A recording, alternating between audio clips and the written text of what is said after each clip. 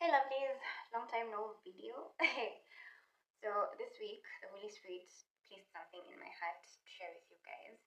It's the story of David. Yeah. So if you read the story of David, it starts from 1 Samuel chapter 16. One of the things that stands out when everybody is describing David is that he was handsome, he was good looking, all those good adjectives, right? And if you watch any Christian movie or animation where they are like playing the story of David, the actor who plays David is usually handsome or good looking by Hollywood standards, right? So if you read Psalm 139, verse 14, David says, I praise you. He's talking to God, yeah.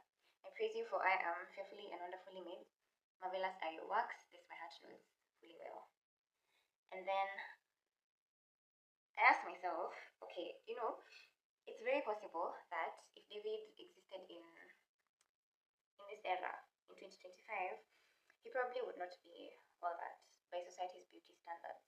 But he had reinforced an identity with the words that he spoke over himself that other people started perceiving it, right? Other people in his life. You can see in the books like of First Samuel, even in First Kings, right? One of the things that is talked about more than once is that David was good looking, right? He was handsome, he was a man of good stature, da da da da da da. There's so many, like all these nice adjectives used to describe him. And you see, this is stemming from him reinforcing an identity with words, right? Because the book of Proverbs 27, yeah, no, Proverbs 23, verse 7 says that life and death, no, wait. It says that as a man thinketh, sorry, so is he. And then in the book of Numbers, chapter 13, verse 33, this is the story of the spies that were sent by Joshua into Canaan to see how that land is like, right? And they come back with a report. So some of them come and they say, we saw ourselves as locusts, and so are we in the eyes of the Canaanites, yeah, because the Canaanites that they saw were the sons of Enoch, the descendants of Enoch, and they were like giants, yeah. So as we saw ourselves, so are we in their sight. So basically, they portrayed a certain kind of aura, and that is what these sons of Enoch, the Canaanites, is what they perceived, right? So, I have an assignment for you guys, okay? Every single day, I need you to go in front of a mirror and recite Psalm 139, verse 14. I praise you, for I am fearfully and wonderfully made. Marvelous are your works. This my heart knows fully well, okay? Now, once you do that, take time to appreciate at least one part of your body. One part. Even if it is your eyes, take time to look at the eyebrows, what is it called? The eyelashes, maybe. Or it could be how white they are, like mine, if you can see them. Or the color of your eyeball or whatever. Now, take time to just appreciate everything about it. This might not be an easy exercise, especially if you have experienced body image issues or insecurities or you've been body shamed before.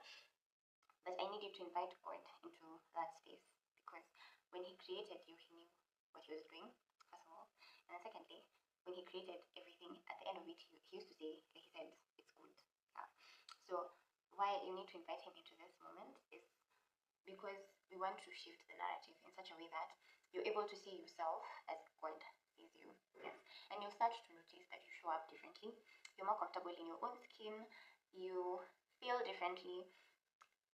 And basically, a lot of things will change in your life. Why? Because the devil uses such things to distract us from purpose and what God is doing in our lives. Yeah. And you're busy thinking about maybe lip fillers or what's the next makeup I can use to hide my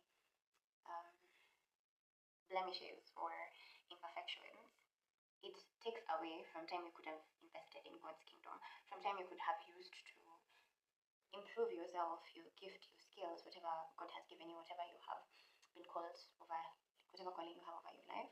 So this remaining month, I pray that you get to discover how God sees you, that you get to be comfortable in your own skin, that you get to experience a knowing that cannot be shaken, regardless of what people out here say is beauty standards in society are always changing. They're always different.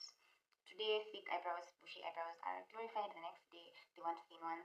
Then one time, thin lips. Then the next day, people are adding lip fillers because they want plump lips. At some point, there's a craze about afros and natural hair. The next day, everyone is wearing box braids.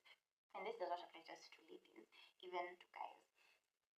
Because at some point, you'll find yourself going to the gym not because you want to be fit, not because you want to, just be healthy. It's because a certain body type has been glorified over another. So by the time you start going to the gym, by the time you wear that mascara, let it be because you have pretty eyes, but a mascara wouldn't hurt. It just feels nice. It amplifies what you already know is pretty. It amplifies what you already know is handsome, is good looking. Yes. So all the best on this journey. Honestly, I look forward to hearing how this goes for all of you. And yeah, may God guide you, may the Holy Spirit even lead you.